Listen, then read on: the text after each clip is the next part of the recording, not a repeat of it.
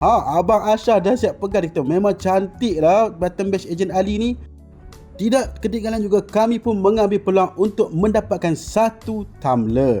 Dan tumbler pilihan kami adalah tumbler berlatakan Satria.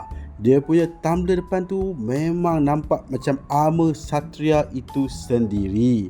Ianya juga didatangkan berserta dengan figura untuk kita letakkan di atas tumbler tersebut.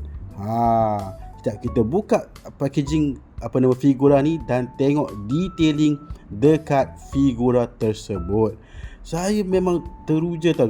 Walaupun dia nampak kecil, tetapi dia punya detailing tersangatlah kemas. Sekali imbas, figura Satria ni nampak macam cerita Guyver. Sebuah animasi datang dari Jepun mengisahkan seseorang mendapat armor untuk menjadi ala-ala macam futuristic superhero. Inilah combo yang kita boleh dapatkan. Dan mari kita lihat button badge yang diberikan kepada kita.